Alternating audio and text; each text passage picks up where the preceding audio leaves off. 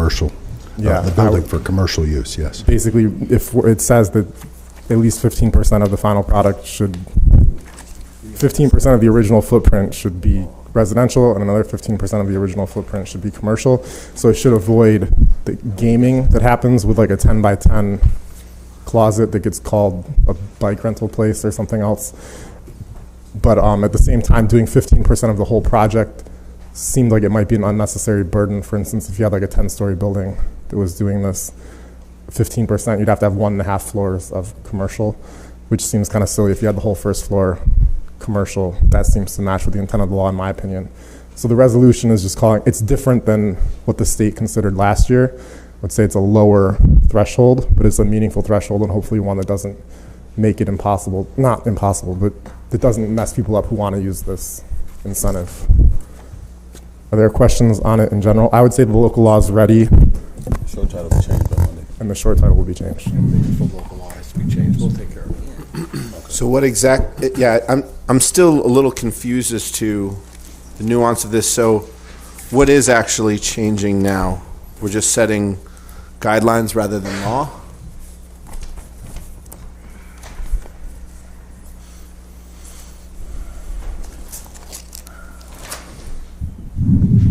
Dave, and from my perspective, the thing that changes the most is that Section 7. Is that where you would say most of the changes in this local there's a law? couple of things that we're trying to add. One is the ability to rescind an exemption for noncompliance or material misstatements. Another thing is to look at essentially how much of the property is retained, the existing building is retained, and take that into consideration when deciding whether to grant these exemptions. And Mr. Clover, could you talk to us kind of about what's in your purview? I'm kind of confused as to, as I understand it, some of this stuff, some of the decision-making is already within your purview, correct? Or yes, I've been informed of that recently. In the past, I had received advice contrary to that, but I believe that most of this is really left to the discretion of the assessor, yes. So have you gotten clarity on what you can and can't do? We're trying to get that with by for example, putting this rescinding stuff. Is that something that's within the assessor's ability? Say someone does. It should be, and it normally is. It's just not spelled out in the law. Does this help clarify that? I think it does. Yes, I think it makes it evident that has to be it has to comport with the law. So again, I would say that the one challenge here is that we all believe that we can't recommend specific percentages. The state law does not recommend specific percentages. So it's very broad and flexible the way it is now, which is related to the resolution. And then the part here, I would say this is really reaffirming that the assessor has the ability to deny people who apply for this if they're not meeting the intent. And that in Section 7 is where, in determining whether an application qualifies for the exemption, the assessor shall narrowly construe the statutory terms conversion, commercial construction work, and residential construction work to exclude projects that primarily consist the demolition of the existing real property, parentheses, for example, 60% more or more of the existing building, and replacement with new structures consistent with plain meaning. It gets less plain. But it's empowering you to, it's saying you do have the ability to do that, and it is your discretion, and it's not percentages, but you do give an example of something that you would take into consideration in the parentheses. And then from there, we're seeking clarity from the state by making a suggested change to the law that we think would help make it. I do think there is an issue of lack of clarity in terms of, for instance, the percentage of the building you retain, but also the percentage the original building was of the final project, right? So if they might save 60% of the original building, but they might build a building that's 8 times bigger than what was originally there. And that's the within the law. Applies to the entire building. Right. They can add to the property. I don't know that there's a definitive opinion on that shouldn't be the case or anything, but that's not going to be clarified here. The part that's going to be mainly is clarified in the law is that the Commissioner of Assessment has the ability to use judgment. So if there's clearly something that isn't in compliance with like a mixed-use redevelopment, then he should be able to say this doesn't make sense. And then from there, the resolution is asking for a specific adjustment in regard to how much residential and commercial space will be in the redeveloped building. Any more Counselor, questions? is it ready? Ready. Thank you, Commissioner. Thank you. President Hudson has items number 9 and 10. Number 9, this is new to the agenda, has to be introduced and taken. Or She mentioned to me she was going to hold a committee meeting on it. I don't know if she still plans to do that. well, yeah, let's hold it if she was planning on having a committee meeting. Item number 10. We know on Monday. Monday, question mark. All right, thank you. Councilor Thompson. Thank you again, Counselor. I have items 11 and 12. I've been going to hold item 11. And item 12, Chief, if there's any questions? Okay. Good afternoon, councilors. Jake Dishaw, Director of the Central Permit Office. Item number 12 is seeking an agreement to extend and amend an agreement with third-party plan review companies to help supplement our staff review for building permits. So how has that been working? We've done 6 months worth, right? It took a little bit of time to get the contracts in place with the companies. And actually, the amendment part of this is one of the companies couldn't commit enough time and resources to provide services for us. So we're dropping them off the agreement and shifting some of the dollars allocated towards this to other companies. But it's going fairly well. We had a really good meeting where we brought the third-party staff in to meet with our staff and to go through the process and iron some kinks out. So we think this will be not only successful short-term, but also long-term to help improve this process. Have we been able to streamline the process based on this? That was the purpose, right? Absolutely. So there's still some factors that we can't control. Like, for instance, one that they recently did for us, we're still waiting for revisions back from an architect it's been a number of weeks since the third-party review company provided comments. But, yeah, they provided comments on the last big one we did, I think, within 12 days, which is pretty good. Okay, if you would track that and let the council know on an update, that's ready. Absolutely. Thank you. I would just like to ask a few more, if that's okay. Yeah. So is this, how does the third-party aspect work moving forward? Are we planning to keep a contract going with third parties, or is the idea to eventually build up internal staff to make the third party irrelevant, or is this going to be a new part of the budget? I think there could be a solution to keep them on in some capacity long-term.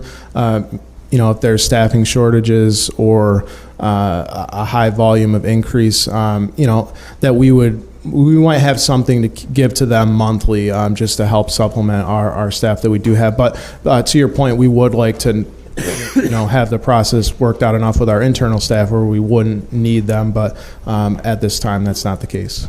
So the plan is for the time being to keep the third party on. Yes. Yep. All right.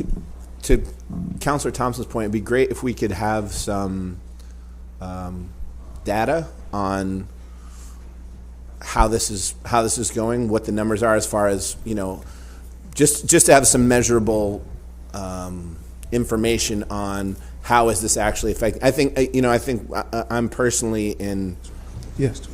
This is one of the number one things for me from talking to people who are trying to do development in the city, that they want to get things done as quickly as possible. And if this kind of little bit of budget helps us get some more economic activity and growth, I think that's great. I'm all in favor of it. But I'd love to know, just for my own knowledge, how this amount of money goes to impacting our times. Are we seeing a great reduction in wait times across the board? Are more permits being able to be done? All that kind of stuff would be great if we could formulate some data around that to inform the information. Certainly. I'm Michael Mons, I'm the fire chief. So just to speak on the data, when I got appointed in January of 2018, we were close to 300 permits behind with the fire department. Currently, right now, we have 7 permits we're back on. We've reorganized our whole fire prevention bureau.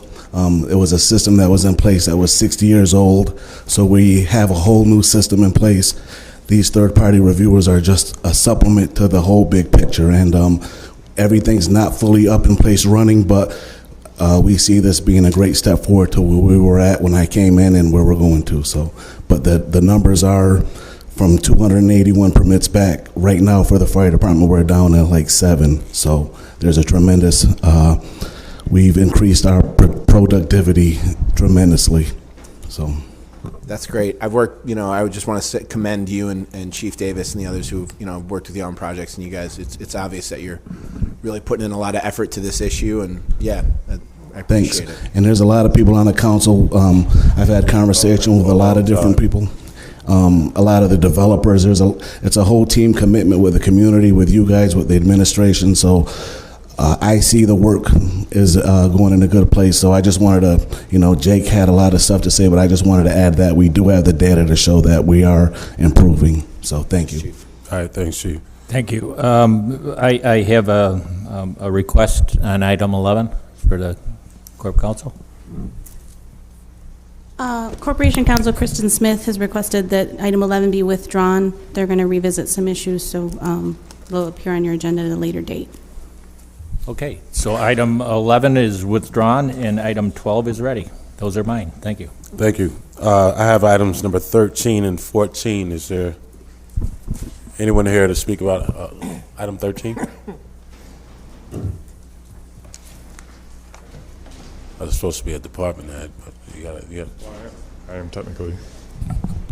Well, Owen couldn't be here, and he did share with me that this was ready to be released. This is an economic development grant that was received from New York State for a neighborhood plan surrounding Lemoyne College. And Owen has done a great job of prepping this with the town of DeWitt, who shares the border. Most of Lemoyne is actually not in the city.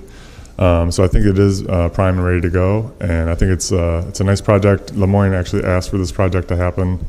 And we applied for the grant, the city did, and won it. So I think it's a good step forward, and I think it will tie in well with the neighborhood, but also with economic opportunity with the Erie Boulevard corridor and the opportunities that exist there with the Empire Trail going through and commercial opportunities there that serves the campus better.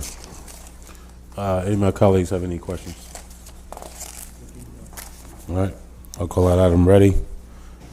Item number 14.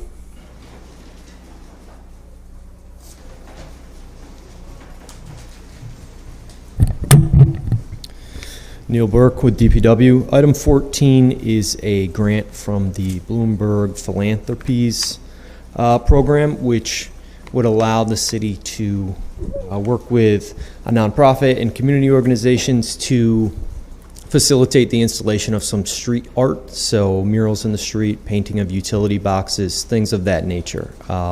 We don't have a specific site selection at this point or a specific program selection. We are going to solicit ideas from the community at large and have some public outreach and input revolving around this.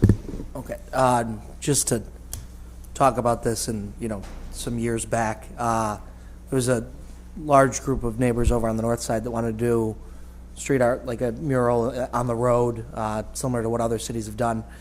We got a group of people together. We got individuals from the university, art students from the city school district, and then we were told we weren't allowed to do it.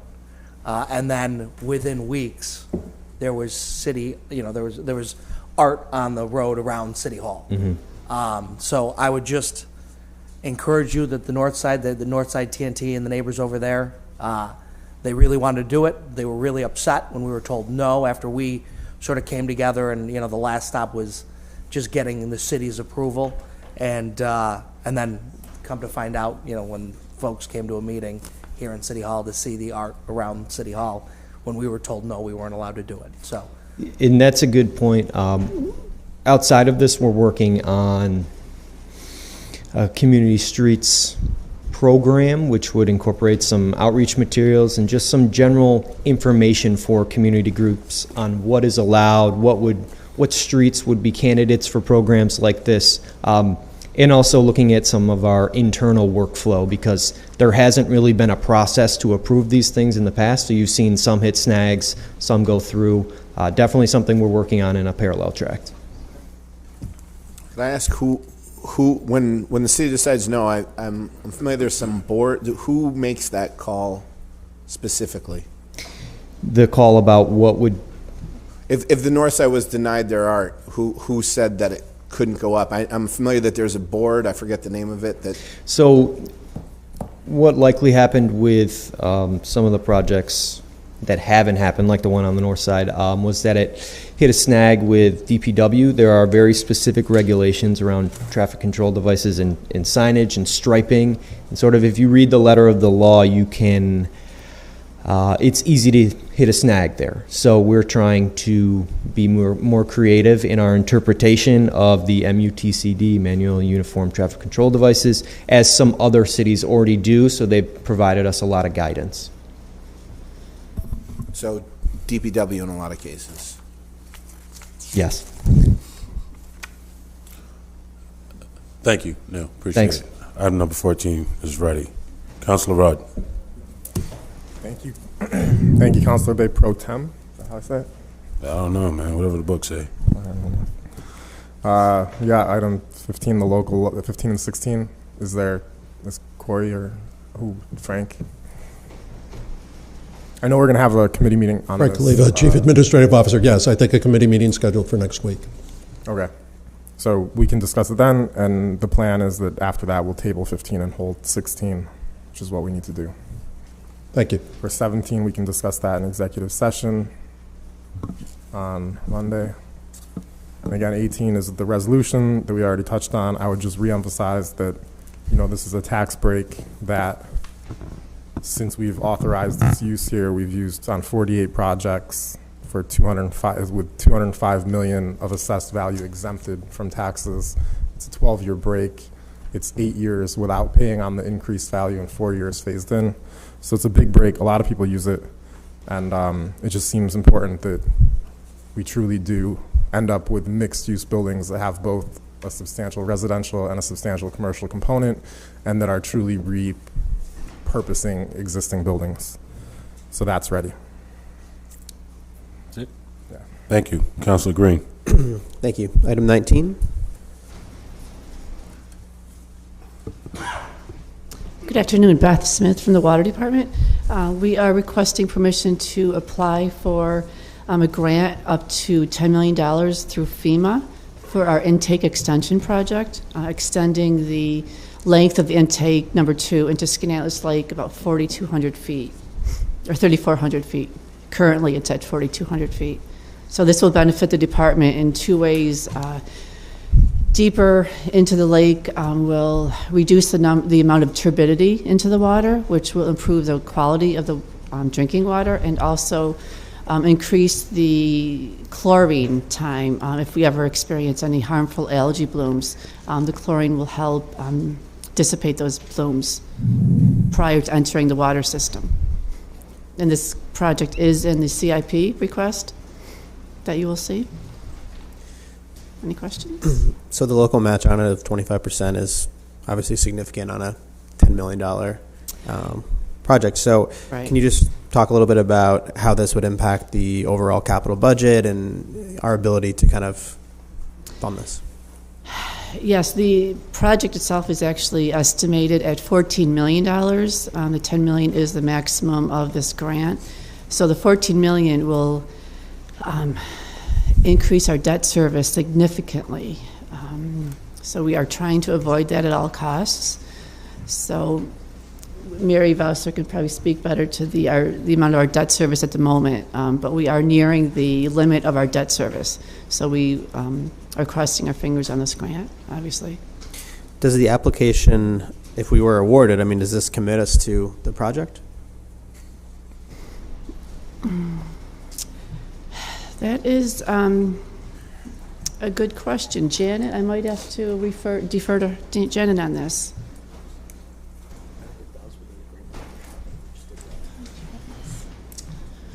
It certainly wouldn't, we could certainly tell the funder that we were not going to be using the money because we're not going forward. It wouldn't look great for the city to do that, but it certainly probably could be done.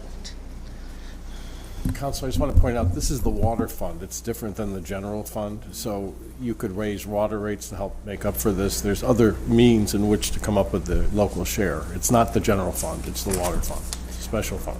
Yeah.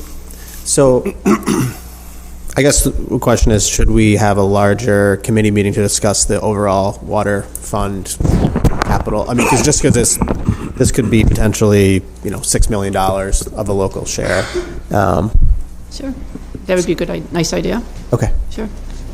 Yeah.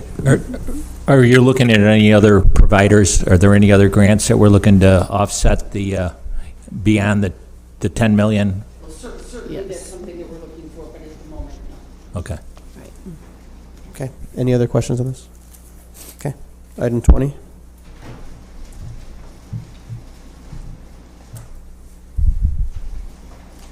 Afternoon, councillors. John Kibline, Engineering. Item number 20 is a grant application to FEMA to fund a flood mitigation study for a parcel at 2341 Valley Drive.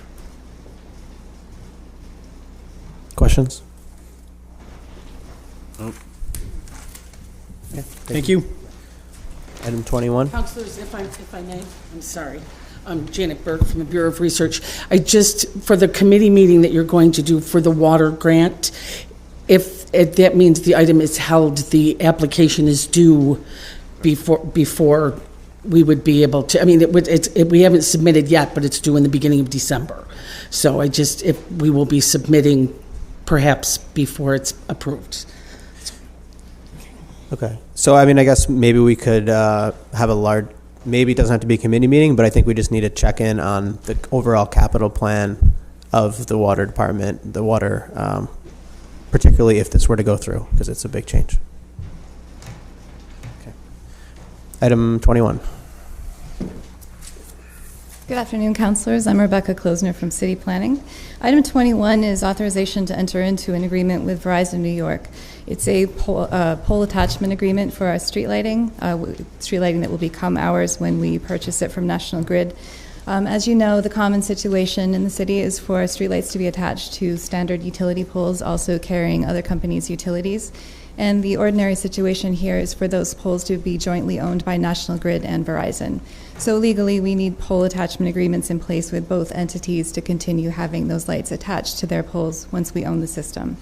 This will not create new costs to the city on an ongoing basis because Verizon does not charge pole attachment fees to the city for municipal street lighting. Are there any questions?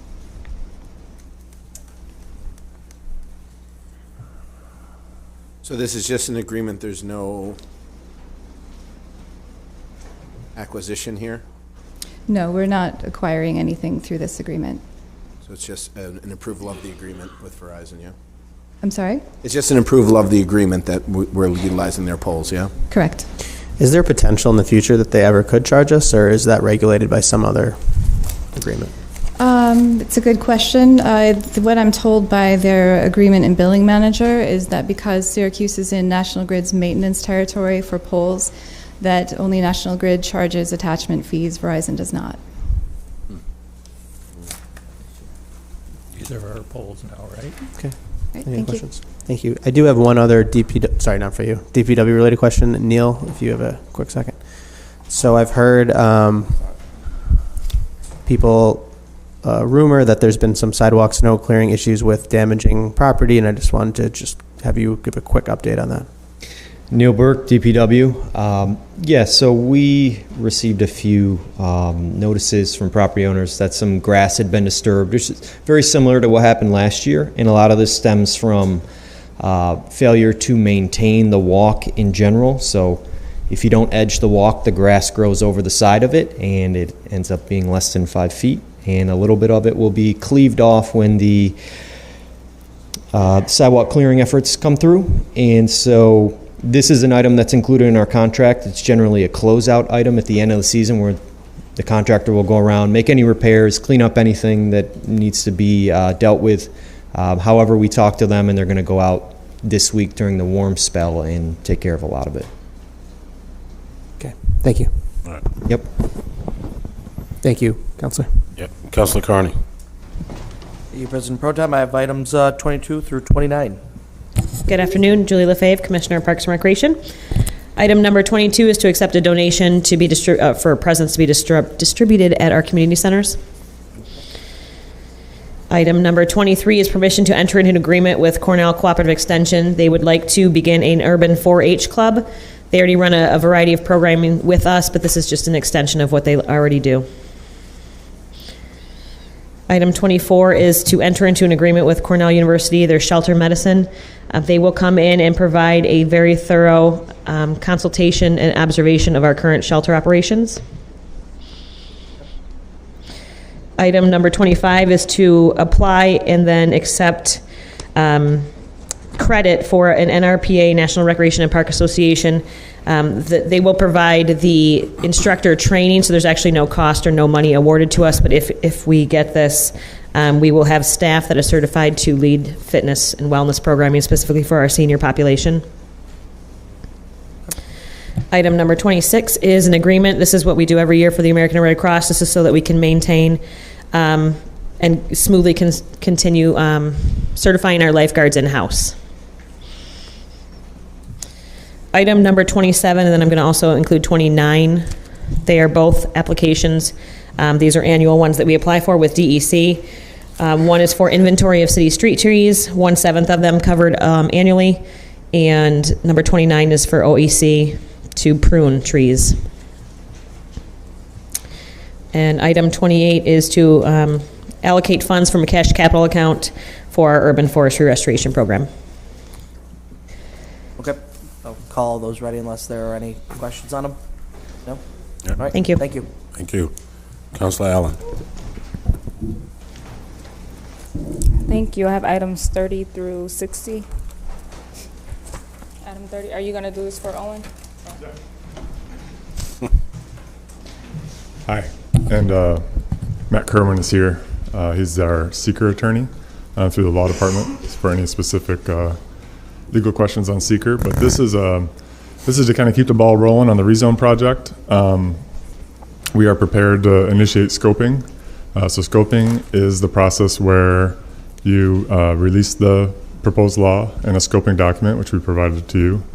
And the scoping document really sets out what are the potential adverse environmental impacts of adopting the law, the new zoning law. Most of the time, if it's a zoning amendment or simple amendment, you can kind of say, look, there's really no adverse environmental impact here, right? So, but this is an opportunity to really say, look, what are the long-term impacts of these policy decisions that are within this law? Are there any adverse environmental impacts? And if there's not, do they just not exist, or are there mitigation measures built into the law to offset any impacts? The reality is, we really believe that this law is going to be an environmental improvement for the city. But we are prepared to discuss kind of the long-term impacts of adopting the law, and over time, as that law is implemented and guides development in the city, there's obviously going to be positive impacts and potentially negative impacts, and that's what the generic environmental impact statement will discuss. The scoping document itself just sets out what's going to be in that generic environmental impact statement, and it allows the public to comment on it and suggest other impacts that maybe we missed or maybe aren't just generally thought of as environmental impacts. How long is the actual process, like from now until the public comment? Up to 60 days for scoping.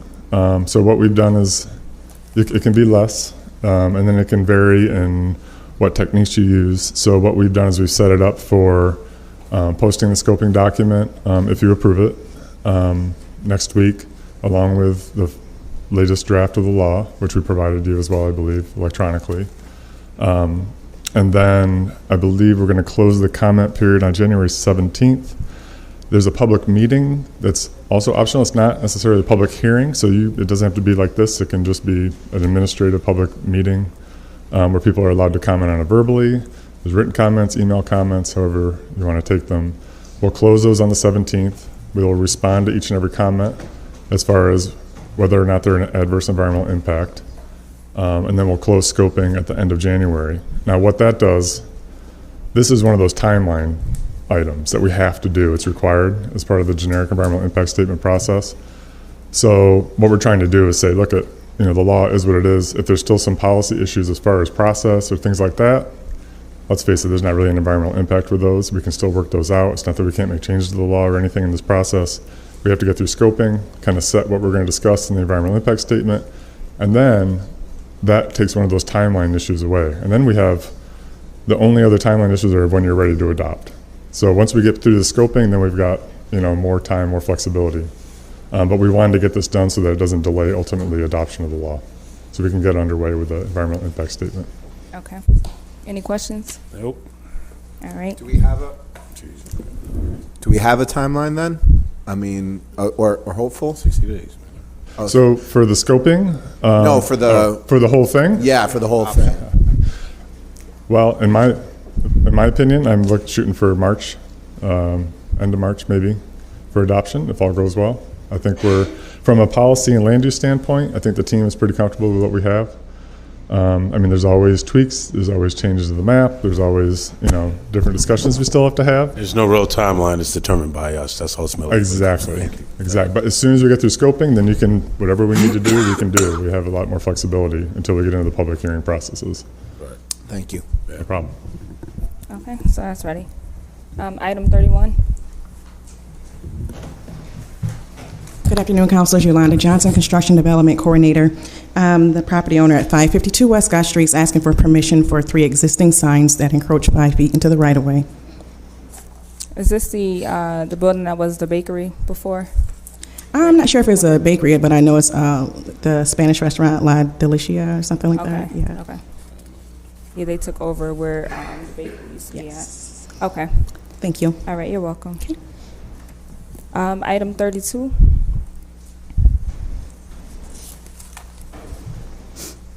Hello again. This item 32 is to lease the property at 515 Cannon Street on the corner of Brighton Avenue in the city of Syracuse. This is a community center that had previously been leased to On Point for College. They've indicated that they no longer require this facility, and so a new neighborhood group focusing our resources for community enlightenment, otherwise known as FORCE, would like to rent the building under the terms that we've presented here.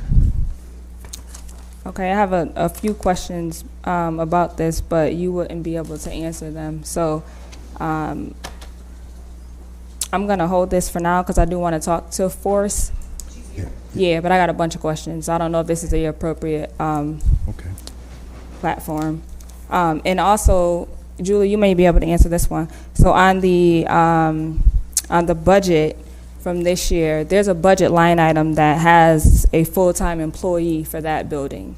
So who is that employee, and if that I would have to review the budget because we do not have an employee there. Yeah, because it's on the budget. I remember it was sticking out to me over budget season.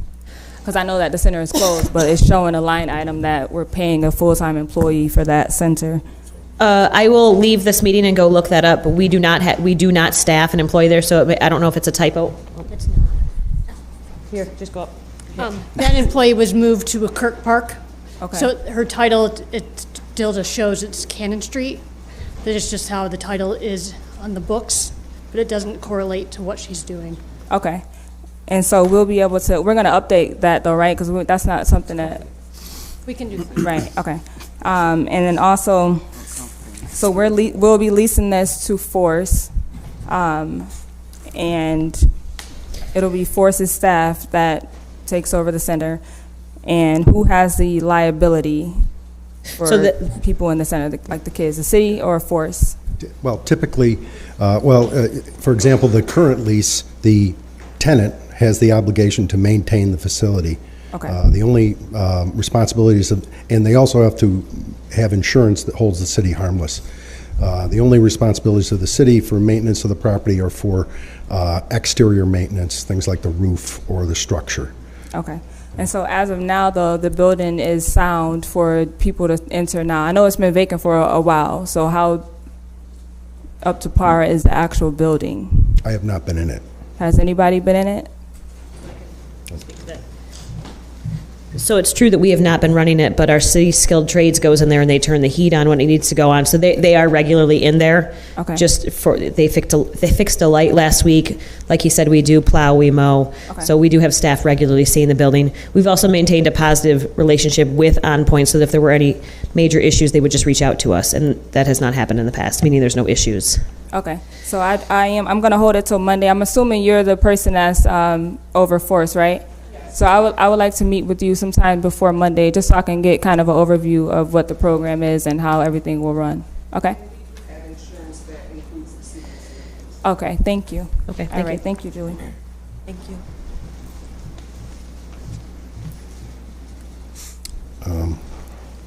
Any other questions? Item 33 is we're just amending the local law that was passed earlier this year by the council regarding open sea PACE, the energy improvement program that the city has entered into.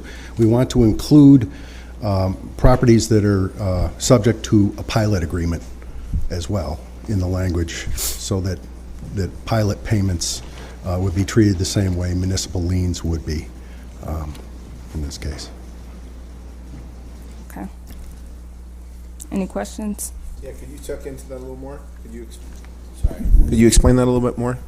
I don't know if I fully grasp Well, it. So. currently, the current legislation allows municipal liens to take precedence over any other financing liens, mortgages, stuff like that. The new legislation would also allow contracted pilot payments as part of a pilot agreement to be also take precedence. Gotcha. Understood. More questions? Item 34 would be authorizing the city to convey an easement to,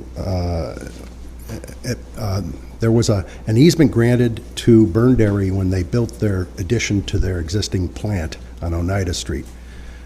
They are now contemplating the sale of that facility, and this would authorize the new owner to also take advantage of that easement. They encroach into the city right-of-way about 15 feet, I believe. Any idea who the new owner is? Well, Burnderry is the current owner. Right, It's going to be, I think, Upstate Niagara Cooperative, who are going to be buying the property. And they intend to stay there and continue to operate the plant.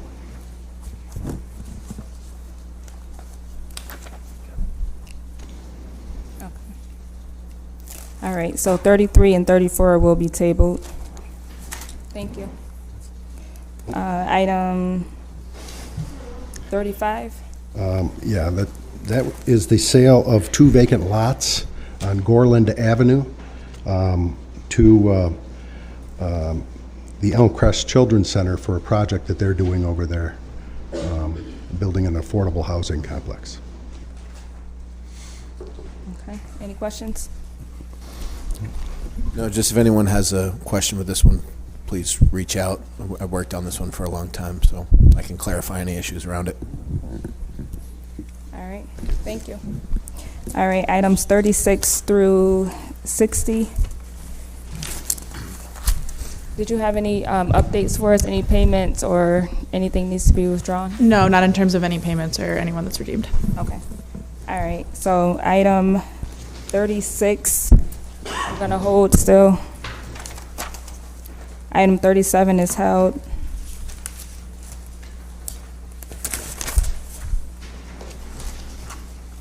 Item 38 and 39 will hold.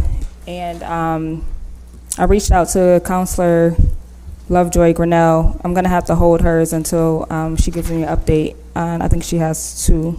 So I'll hold 40. And 41 and 42 I'm going to hold. And 43, did you still want to hold that, Counselor Carney? Yeah, all of mine, please hold, because I'm hoping there's a couple that may be off the list soon, so. Okay. All of my items will be held. Okay. Item 44, I'm going to hold it, but I'm still trying to figure out a better option for this family.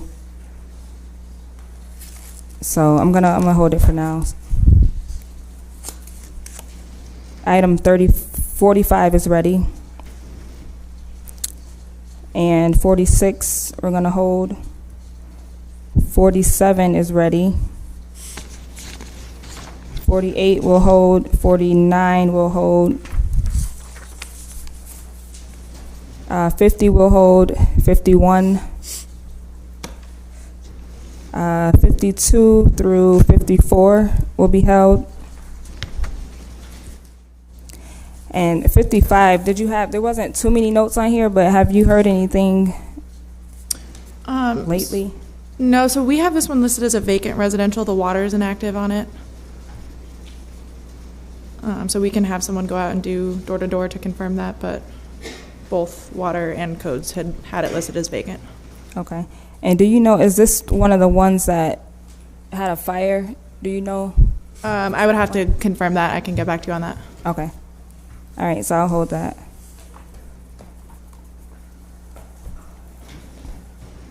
All right, and item 56. So I see on here that they paid back in May. That was a payment of $1,500. So did you any follow-up with them afterwards? Yeah, we've been doing some phone outreach to kind of go through this entire list. So this is one that I believe got a phone call today, and we just haven't heard back yet. But I can let you know again on that one if we get anything. All right, so I'll hold 56. I'm going to hold 57. And 58, 59, and 60 are all held. All right, thank you.